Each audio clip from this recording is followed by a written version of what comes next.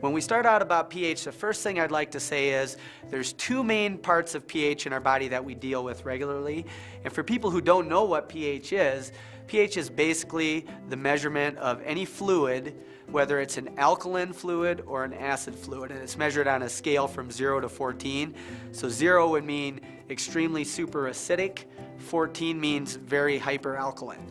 And within our body, pH is important for many different things, but how we measure it is in two main ways. There's the pH of our blood, which is called our plasma pH, and then there's the pH of our body, which is often called extracellular fluid or interstitial fluid pH.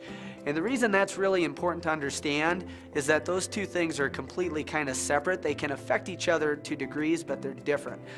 And so the blood pH of our body has to be maintained at a very narrow range of about 7.365 on a pH scale, which means it's just above neutral, slightly alkaline. And then our body pH can fluctuate a little more with our lifestyle. Now, blood pH is really important. It stays static, and nothing that we do is going to really change our blood pH, because if that changes by even a little bit, you're in serious health crisis. If it changes by too much, you can die. And so I always say Yoli really doesn't alter blood pH at all, and really nothing you can do nutritionally, besides taking some really severe poisons, alters pH of your blood. So what Yoli does is it protects the pH of the blood by basically helping a lot of buffer systems in your body work better. And that's where the body pH comes in. So the interstitial fluid, or our body pH, that goes up and down more by what we do in our life. So things like stress creates our body pH to become more acidic. Things like excessive exercise, all of those things, our standard American diet, so refined carbohydrates, soda, coffee, all that stuff that we all eat on a daily basis, brings our body's pH down. Now, our body is equipped to handle that, so our body's going to start doing things to protect our pH of our body as this starts coming down. One of the first things that we'll start to do as your body pH starts to lower and starts to threaten the blood pH, your body will go out and start robbing minerals from what's called the alkaline reserves.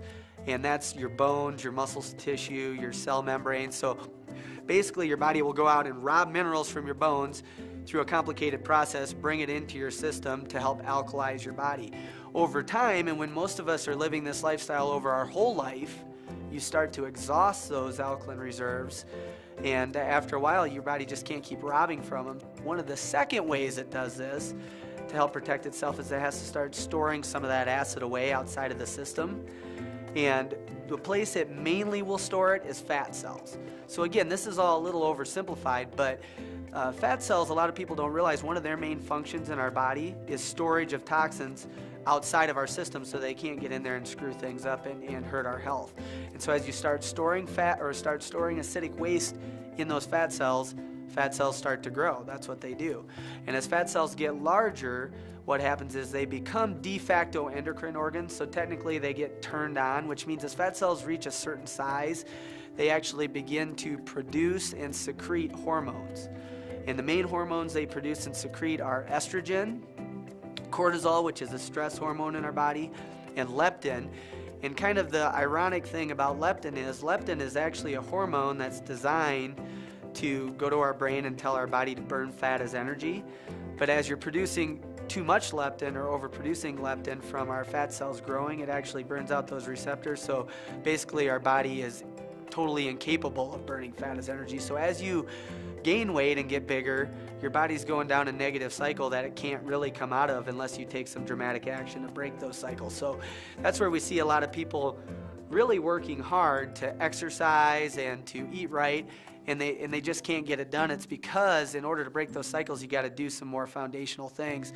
And in my idea, that's what Yoli, especially Alkalete, really does, is it helps your body work better to control those acid base levels. So Alkalete itself isn't really changing the acid base level, it's allowing your body to do it more efficiently. As you take Alkalete, your body is going to stop that cycle, so as you produce waste from what you're doing in your body, you're able to just buffer it out of your system. So first of all, you're going to stop robbing and you're going to stop storing, which is really great. So you stop that cycle.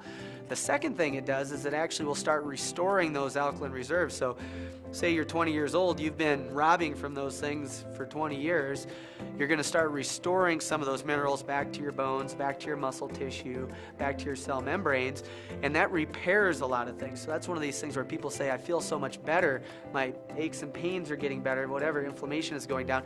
It's because you're giving some of those mineral bases back to where they need to be.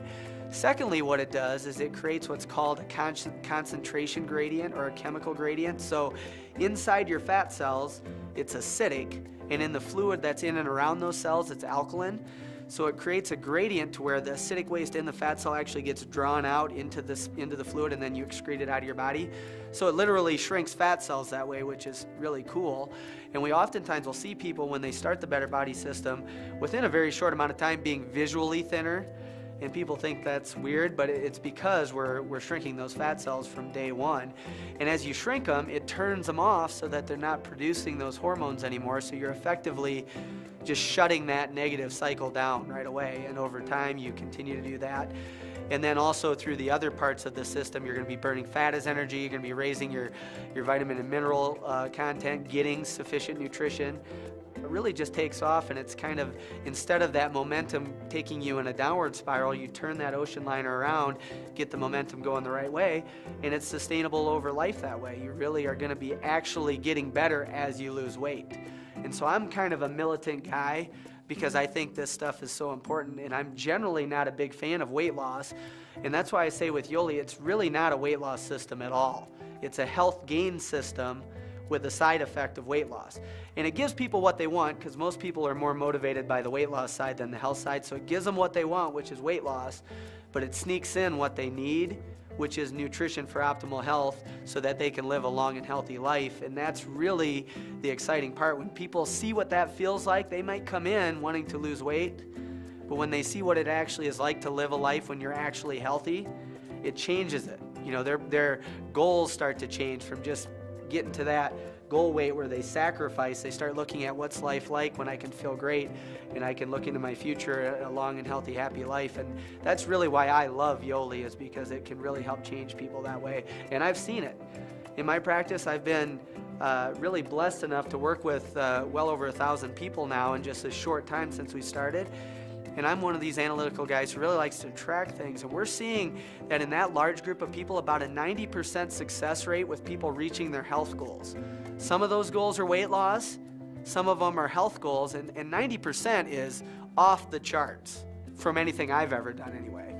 And the other thing we're seeing is a high 90% compliance rate, meaning that people who start follow it through to the end, because they get good results, because they start feeling better, and because there's a wonderful support system with this company that allows them to feel like they're part of something bigger than themselves. I just really think it's something that can take over the world and really change it for a better place, which we need. I've felt for a long time that our country needs kind of a giant collective slap upside the head when it comes to health, because as a society, we're getting sicker and sicker all the time. We have the best doctors, we have the best facilities, but in reaction to it, we can't wait till we're sick to care about things. One of the concepts I like to throw out there is when you're planning for health, everybody understands the concept of saving money for retirement. That when you start earlier and you save money regularly, you're going to have a nest egg when you retire. Nobody expects to wait till you're 65 and then try to save $1 million or $10 million all at once. But with health, a lot of times people treat it that way. So health is exactly the same way. The earlier you start caring about your health and taking action, and the more consistently you take action over time to be healthy, the better health you're likely to have as you grow old. And so there's many ways to put it. I always like it's a term that was coined by one of my mentors, Ben Lerner, is you can choose the cruise ship or the nursing home for the last years of your life. And I think most people, if they had the choice, they would choose the cruise ship over the nursing home. The trouble is you have to make that choice every day, and the earlier and the sooner you start making that choice, the more likely you're going to be on that cruise ship. So that's a big deal to me.